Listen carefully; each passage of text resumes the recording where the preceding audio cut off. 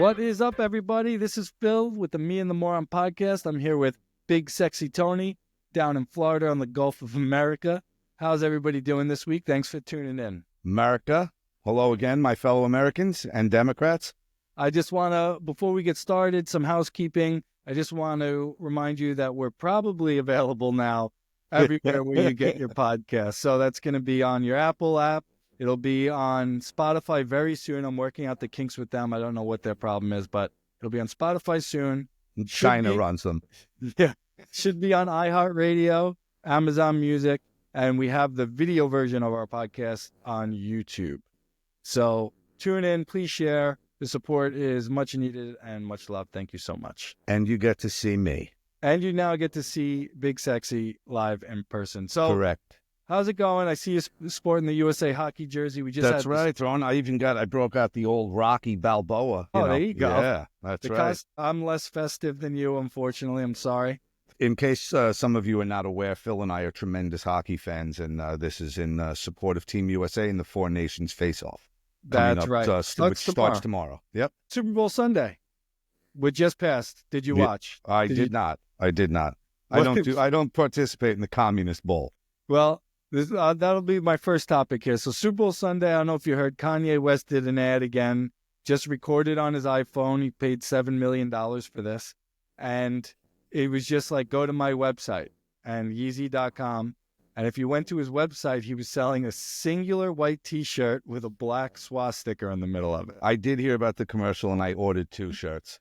So, one for me and one for Ellen. Just those stupid. Since we live in Florida in America, we can get away with wearing it. What the hell is wrong? Like, what is he literally out of his mind? Yeah, dude, come on. His wife, I don't know if it's his girlfriend, his wife now, whatever she is, went to the Grammys completely nude. Yeah. Completely naked with just a coat on. Like this. Yes, he's definitely gone off the deep end. I guess a couple of years with the Kardashians will do that to you. I've heard, I didn't see it, and I've lost interest in. To me, the Super Bowl is won the minute Dallas is eliminated. So, but I heard it was the worst halftime show in Super Bowl history.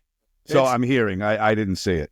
You know, I watched it, and it's weird. It was a political art piece, and I love Kendrick Lamar. I actually listen to him. I think he's the most talented rapper going right now. But like, as far as like a show for the Super Bowl, I was like, not enough people like you. I'm sure you've never heard a Kendrick Lamar song. So just thinking about the broader audience. But also, we're getting old, and we're at that age where maybe.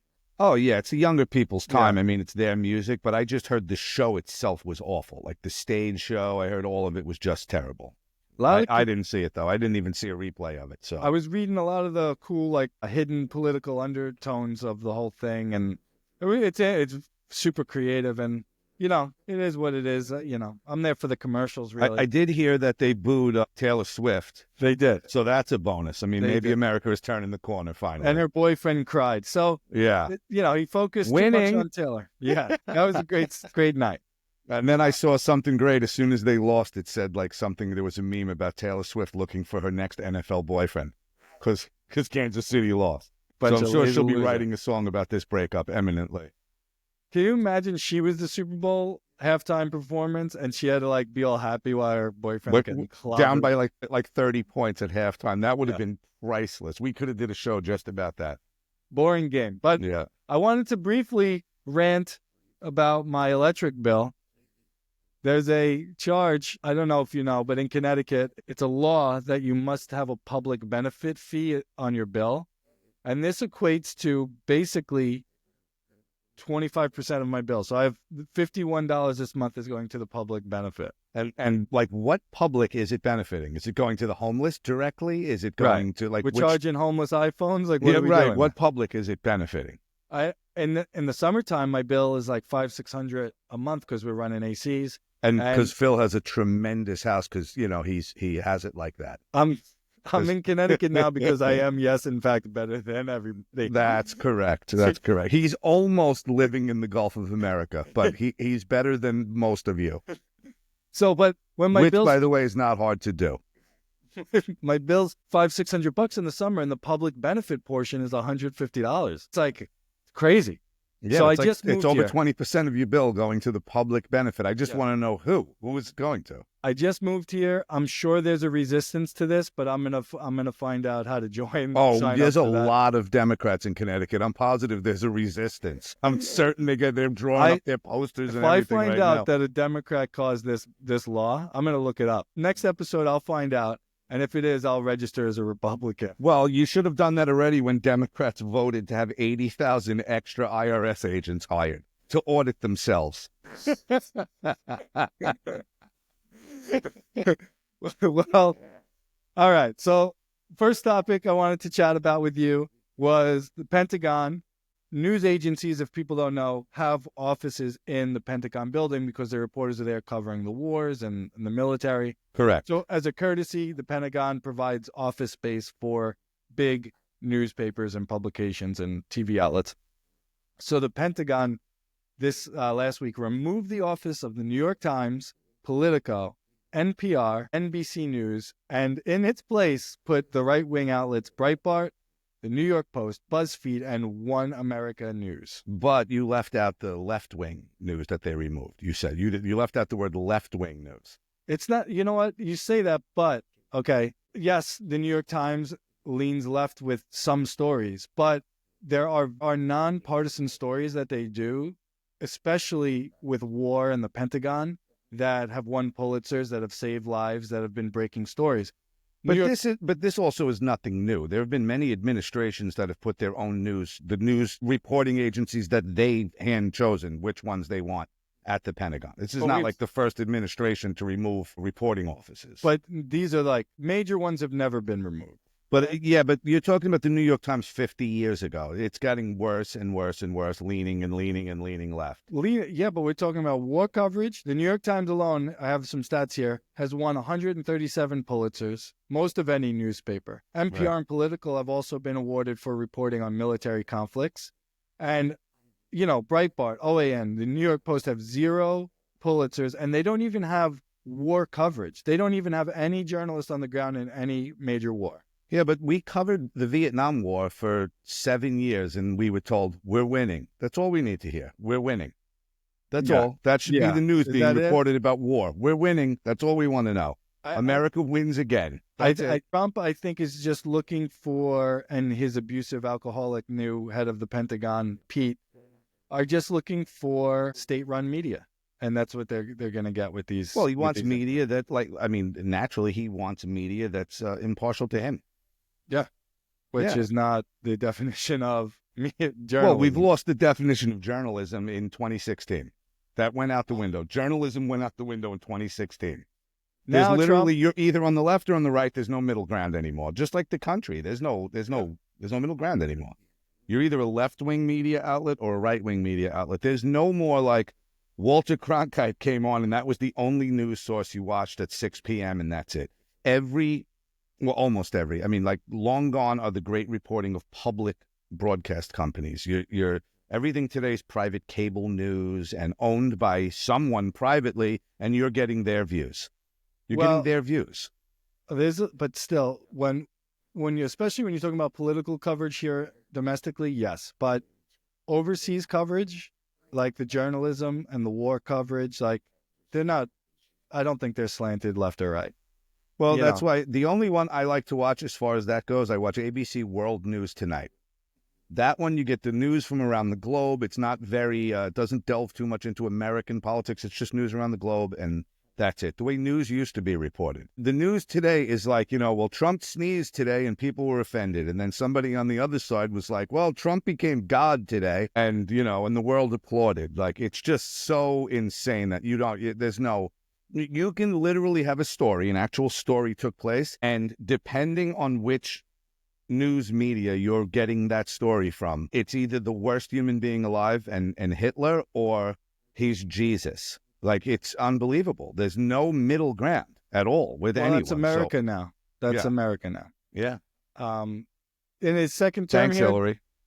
Donald Trump has appointed at least 19 former Fox News pundits, TV pundits. It's like if you said anything nice about him on TV ever, you got a job in the White House. Well, some of them, but some of them are also had careers prior to being on the news. Some of them worked for other political staff. Some of them worked, were military figures. I mean, I'm not saying all of them. I mean, it is kind of comical, 19 of them, and not all of them will get confirmed or get the position. It just feels like he doesn't care. Back to his first term, the Supreme Court justices, like the Bar Association came out against all his appointments and said they were highly unqualified.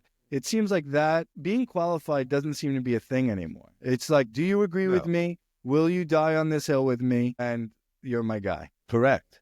I mean, listen, the same goes, I don't care who it is, Democrat, and I've crossed party lines. Like I said, I voted for Bill Clinton. I don't care who it is. They're going to pick the person that they believe is going to make them look good in the public eye the most. Like, you're telling me the most qualified human being in America for the Health and Human Services position, the head of the Health and Human Services position, was a dude in a dress under Biden. Who is that? I don't know, the guy in a dress that Biden appointed, the dude from the military that was wearing the skirt and dress. Prior to RFK now, in the last administration, the guy that was, or gal that was the head of the Health and Human Services. That's the most qualified person in America, was the dude in the dress. Well, wait. It's America now. The guy, it's a dude wearing a wig and a dress. I want my health advice from him. It's the truth, though. It's a 300-pound dude in a dress. He's going to tell me how to stay healthy. I'll take it from the guy that's 70 years old who bench presses 300 pounds and takes in 1,800 calories a day. The guy who has a worm eating his brain and who can't talk because... He's actually healthy, though. He looks healthy. The other guy, it's a 300-pound dude in a dress. He looks healthy, but he sounds like... sounds great. But he looks healthy. If you had him in the gym coming up to you telling you how to lift weights, or the 300-pound dude in the dress, which one are you taking your physical fitness advice from? I think the 300-pound dude in the dress could probably beat up RFK. Oh, my God. But yeah, I mean, they're all going to appoint. It all comes down to, you're going to appoint people that are on your side and going to make you look good. RFK, his anti-vax stuff, it's so funny. He gets caught on tape saying stuff and then he says he doesn't say it. But the anti-vax stuff, and I get it with the COVID-19 vaccination, that was, a whole nother story. But vaccines, when you look at miracles of modern science, they're in history, they're going to go down as one of the greatest marvels we've ever had. Yes. But he makes a point, and I agree. I'll tell you this much. He's a little out there. He's a little extreme even for me, but he's saying something from 1980 up until 1980, we had I'm just going to throw a number out there. I don't know the exact number. Say 50 childhood vaccines that you got between birth and the age 5. That was 100 years. From 1980 till now, there's 80 other vaccines. Autism is through the roof. Why do we need all these added vaccines? We survived for hundreds of years with yes, polio, things like that, but human papilloma, this, that, there's 800 vaccines now. I agree with him in that point. Why all of a sudden, over just 2 or 3 decades, did the vaccine chart almost triple? It's because Big Pharma is making billions on it. That's why. Billions, not millions. They're making billions on it. And we don't need it, necessarily. We don't need it. I agree that Big Pharma is a huge issue with everything that's going on in our healthcare system. He's for stop with spraying all this crap on our food. He's other countries, you read their ingredients, they have 4 ingredients in a cereal. We have 35 ingredients in a cereal. That's not a bad thing. I want somebody that's saying that, looking out for our food. What's all this shit we spray? All this, what are they, GMOs, genetically modified organisms? I don't want that shit going into my grandkids or my, Oh, yeah. I got some of his views are a little way out there, but I tend to agree with 70% of what he says. Speaking of agreeing with 70% of what he says, Donald Trump established a White House faith office. Yes. Hallelujah.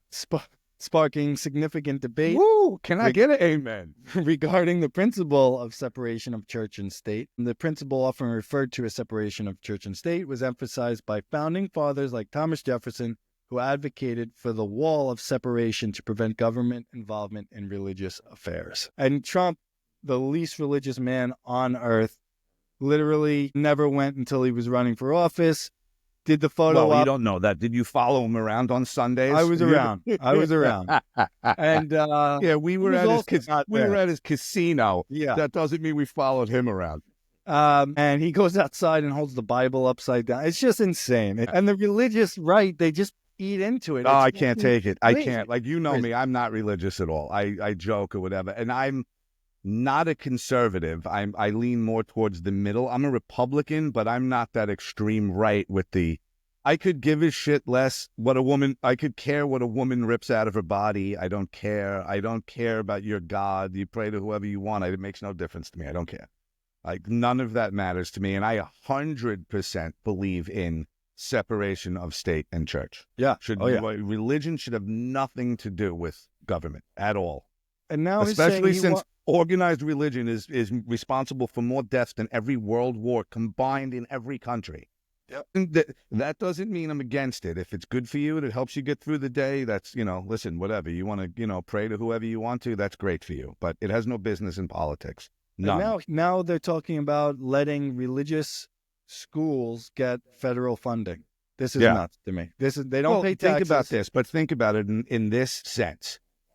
He's catering to the religious right. Yeah.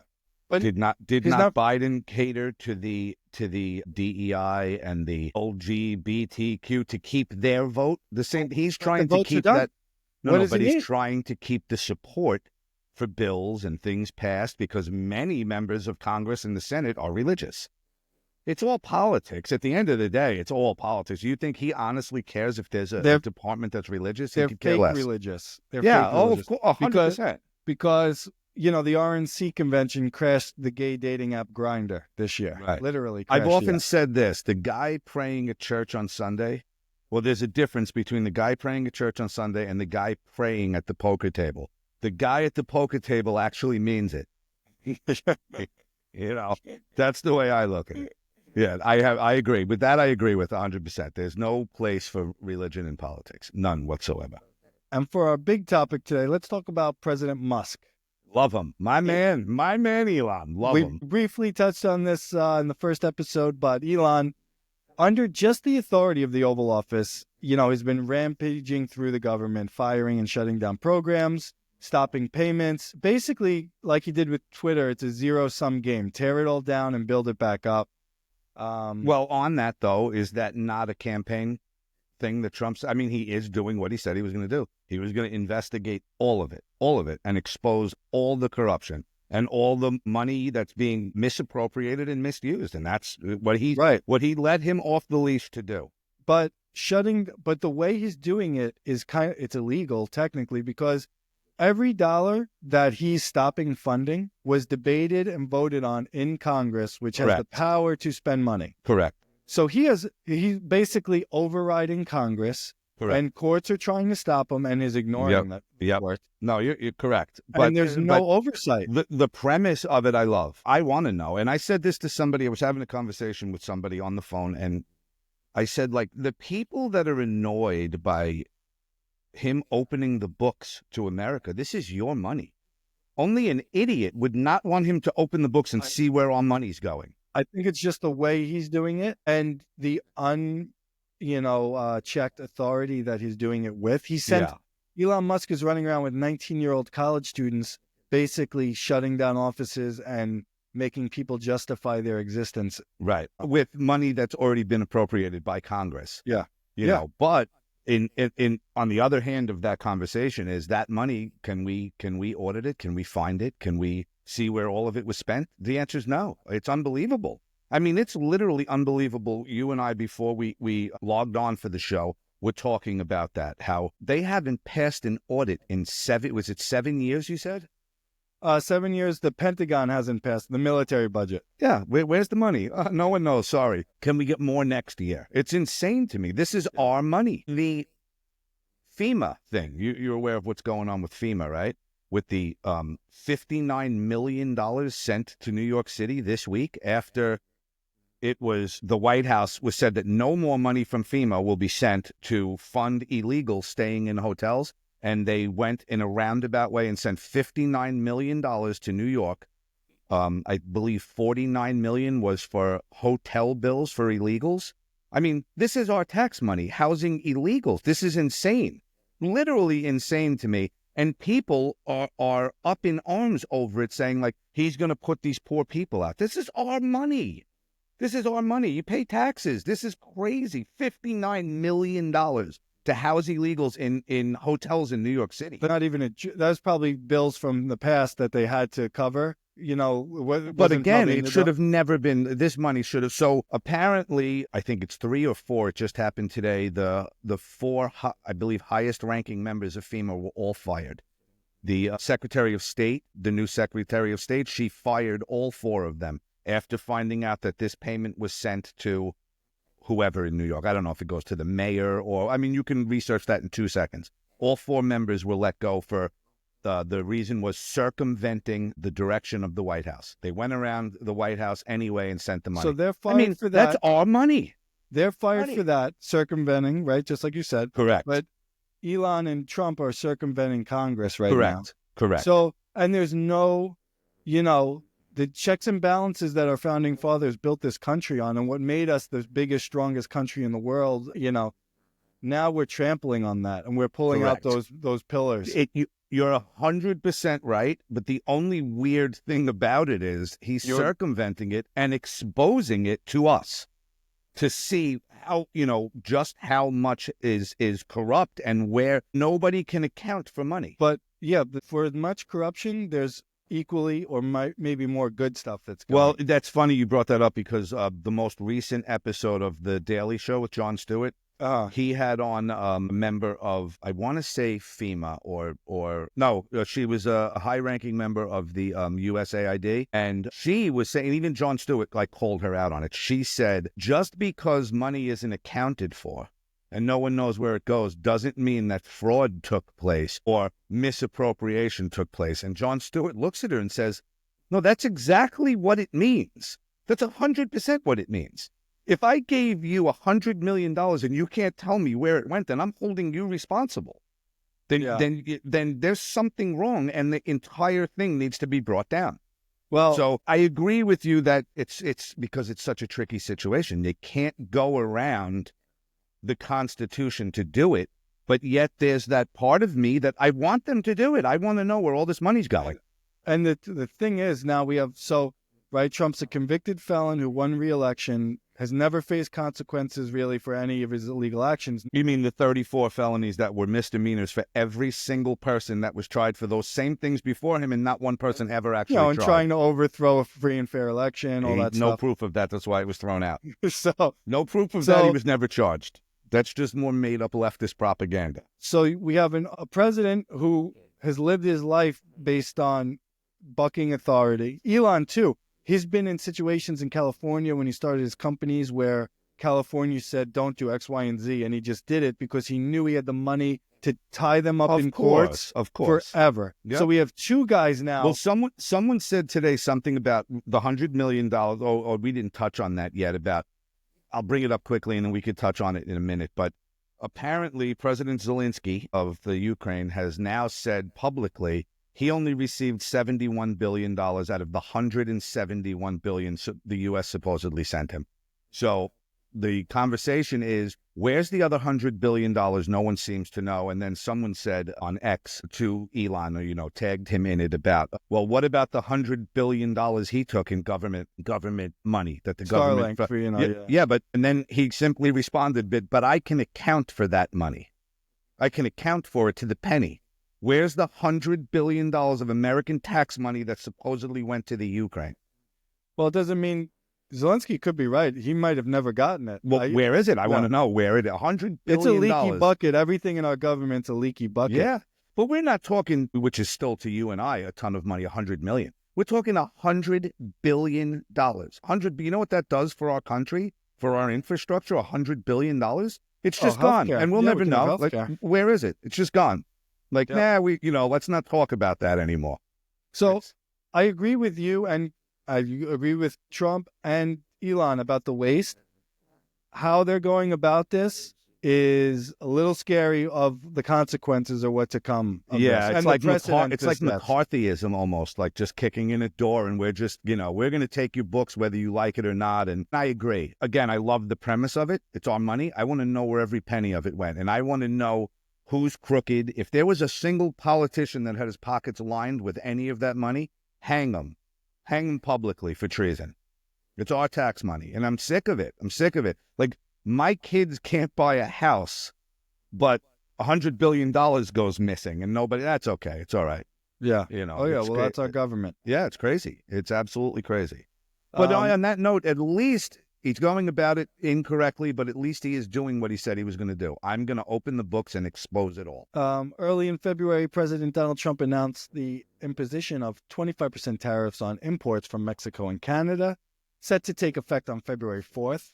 However, negotiations with these countries, the tariffs were postponed for 30 days as both countries continued to enhance border security measures. Mexico committed to deploying 10,000 troops, and I Canada believe Canada 10 or 20,000 also, something like that. I forget what the number. I want to say 20,000. One of them was 20,000. That sounds crazy troops. to me. I don't even think Canada has 20,000, but they agreed to appoint a fentanyl czar.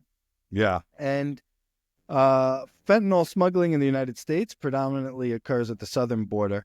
Last year, 43 pounds of fentanyl seized at the Canadian border. In contrast, Mexican border, 21,100 pounds of fentanyl. Wow. Think about that coming into our country. Yeah. Well, where's it all going? I mean, again, I know hospitals use it. They're not smuggling it in illegally, though. Right, I mean, right. like 21,000 pounds of fentanyl. Where's it going? On our What happened streets? to clean cocaine? Like, you can't Yeah, even do yeah. cocaine anymore. Yeah. That's how bad America's gotten. I miss those days. I mean, I heard those were good days. I heard you can get it in the bathroom of a gay bar in Dallas. I heard that. I don't know if that's true or not. It's crazy. Again, 21,000 pounds when they say a pinhead can kill you. Kill you, yeah. Imagine, we're talking thousands of pounds. It's an absolute epidemic in this country. An epidemic. I think worse than the AIDS epidemic, worse than the crack epidemic. I mean, this is really, really bad. Kids dropping dead at parties left and right because they took a pill. Literally, like they took a pill. We've all taken something when we were younger. These kids take a pill, they're dead in minutes.